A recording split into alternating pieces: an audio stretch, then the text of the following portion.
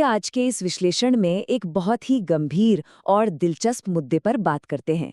मुद्दा है हमारी न्याय प्रणाली में आज़ादी यानी लिबर्टी के दो बिल्कुल अलग-अलग पैमाने। एक बार सोचकर देखते हैं, एक तरफ एक नागरिक बिना किसी दोष के सालों से जेल में है और दूसरी तरफ संगीन अपराधों में सजा काट रहे एक व्यक्ति को बार-बार खुली हवा में सांस लेने का मौका मिल रहा है। आखिर ऐसा कैसे हो रहा है? इस पूरे मुद्दे को हम 6 हिस्सों में बांट कर समझेंगे। पहला, स्वतंत्रता का विरोधाभास। दूसरा, पैरोल और फरलो क्या हैं। तीसरा, कानूनी खामियां। चौथा, राजनीतिक कनेक्शन। पांचवा, पीड़ितों का संघर्ष। और छठा, संवैधानिक प्रभाव। इसी क्रम में आगे बढ़ते हुए हम पूरी व्यवस्था को बारीकी से समझेंगे। भाग 1, स्वतंत्रता का विरोधाभास। तो चलिए सबसे पहले इन दो बिल्कुल अलग-अलग मामलों की तुलना करके देखते हैं। हमारे सामने दो बिल्कुल अलग तस्वीरें हैं। एक तरफ उमर खालिद हैं, जो एक विचाराधीन कैदी हैं। उन पर अभी तक कोई जुर्म साबित नहीं हुआ है, लेकिन उनकी जमानत याचिकाएं बार-बार खारिज हो रही हैं। और दूसरी तरफ डेरा सच्चा सौदा के प्रमुख गुरमीत राम रहीम सिंह हैं, जो बलात्कार और हत्या जैसे जघन्य मामलों में दोषी करार दिए जा चुके हैं, लेकिन उन्हें बार-बार पैरोल मिल रही है। यह अंतर वाकई सोचने पर मजबूर कर देता है कि क्या न्याय के तराजू के पड़े अलग-अलग हैं। जरा इस नंबर पर नजर डालते हैं, 405।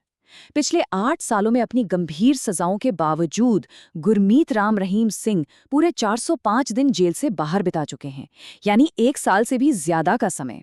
एक सजायाफ्ता मुजरिम इतने दिन खुली हवा में कैसे रह सकता है?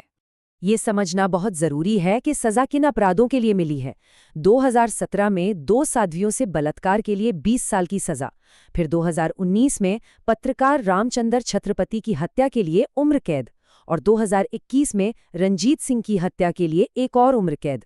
इतने गंभीर अपराध और इतनी सख्त सजाओं के बाद भी 405 दिन की रिहाई, ये अपने आप में एक बहुत बड़ी कानूनी पहेली है।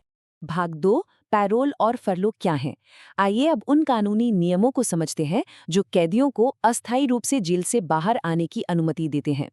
अक्सर इन दोनों शब्दों को लेकर काफी कंफ्यूजन होता है। देखिए, पैरोल के लिए किसी खास और ठोस कारण की जरूरत होती है, जैसे परिवार में किसी की मौत या कोई गंभीर बीमारी। ये 1 महीने तक मिल सकती है, लेकिन ये कोई अधिकार नहीं है, इसे खारिज भी किया जा सकता है। वहीं दूसरी तरफ फरलो इसलिए दी जाती है ताकि कैदी जेल की उस उबाऊ जिंदगी से कुछ समय के लिए बाहर आ सके और समाज से जुड़ा रहे। ये ज्यादातर 14 दिन की होती है और इसे एक अधिकार की तरह देखा जाता है। भाग 3, कानूनी खामियां। अब सवाल उठता है कि कोई संगीन अपराधी जेल की पाबंदियों से इतनी आसानी से कैसे बच निकलता है? इसका जवाब छिपा है 2022 में हरियाणा सरकार द्वारा लाए गए एक नए कानून में। इस कानून ने पैरोल के नियमों को बहुत आसान बना दिया। इसके तहत एक कैदी को साल में 10 हफ्ते यानी 70 दिन तक की रिहाई मिल सकती है। बस एक डिप्टी कमिश्नर या एसपी की रिपोर्ट चाहिए। और अगर किसी ने अपनी सजा के 5 साल पूरे कर लिए हैं, जिसमें विचाराधीन समय भी शामिल है, तो उसका रास्ता और भी साफ हो जाता है। यहाँ एक बहुत बड़ा कानूनी पेंच है। नियम कहता है कि एक हार्डकोर या कुख्यात अपराधी को नियमित पैरोल नहीं मिल सकती, लेकिन राज्य सरकार ने अदालत में तर्क दिया कि राम रहीम हार्डकोर अपराधी नहीं हैं। क्यों? क्योंकि हत्या के मामलों में उसे वास्तविक हमलावर के रूप में नहीं, बल्कि आपराधिक साजिश रचने यानी धारा 120 बी के तहत सजा हुई है। बस इसी तकनीकी लूपहोल ने उम्र कैद के बावजूद नियमित पैरोल का दरवाजा खोल दिया। भाग 4, राजनीतिक कनेक्शन। आइए अब हम डेटा को निष्पक्ष रूप से देखें और समझें कि पैरोल मिलने के समय और बड़ी राजनीतिक घटनाओं के बीच क्या संबंध है। अगर हम तारीखों को मिलाकर देखें तो एक दिलचस्प पैटर्न सामने आता है। अब तक 15 बार पैरोल या फरलो मिली है। अक्टूबर 2020 का बड़ौदा उपचुनाव, 2022 के पंजाब विधानसभा चुनाव, हरियाणा के नगर निगम चुनाव और फिर अक्टूबर 2022 का आदमपुर उपचुनाव। ध्यान से देखें तो इनमें से कई रिहाइयां ठीक चुनावों के आसपास ही हुई हैं। ये महज एक इत्तेफाक तो नहीं लगता है ना? इसका कारण बिल्कुल साफ है। डेरा सच्चा सौदा के हरियाणा, पंजाब और राजस्थान में लाखों अनुयायी हैं। ये कोई छोटा मोटा समूह नहीं है, बल्कि एक बहुत ही शक्तिशाली वोट बैंक है। और यही वजह है कि चुनावी मौसम में डेरा प्रमुख की जेल से ये आवाजाही इतने बड़े सवाल खड़े कर देती है। भाग 5, पीड़ितों का संघर्ष।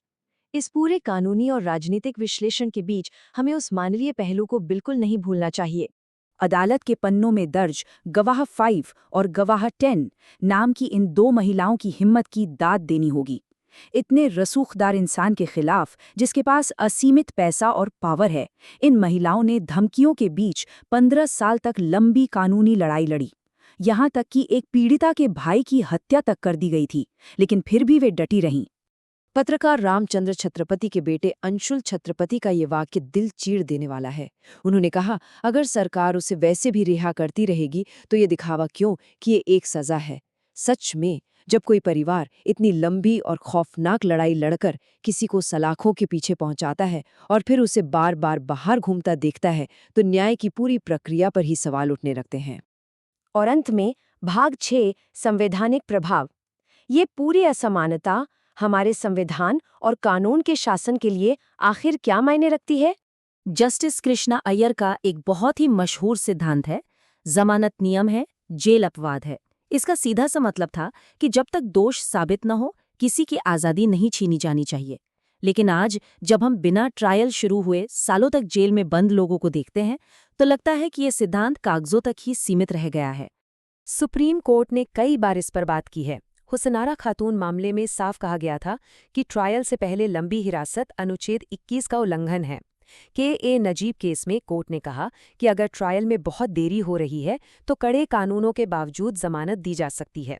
और मनु शर्मा मामले में ये तय हुआ कि पैरोल या छूट मनमाने तरीके से नहीं दी जा सकती। इसे अनुच्छेद 14 यानी समानता के अधिकार की कसौटी पर खरा उतरना ही होगा। तो क्या अब हमारी व्यवस्था में कानूनी प्रक्रिया ही एक सजा बन गई है और रसूखदारों के लिए विशेषाधिकार सिर्फ एक एहसान का रूप ले चुके हैं? ये एक बहुत ही गंभीर सवाल है जिस पर हम सभी को गहराई से विचार करना चाहिए। हमारे संविधान का अनुच्छेद 21 गारंटी देता है कि किसी की भी व्यक्तिगत स्वतंत्रता केवल एक निष्पक्ष, न्यायसंगत और उचित प्रक्रिया से ही ली जा सकती है। लेकिन जब हम एक तरफ न्याय के लिए तरसते बेगुनाह को और दूसरी तरफ आसानी से पैरोल पाते रसूखदार मुजरिम को देखते हैं, तो ये बात सोचने पर मजबूर कर देती है कि क्या हमारा सिस्टम सच में सभी के लिए बराबर है? इस विश्लेषण से जुड़ने के लिए बहुत बहुत धन्यवाद।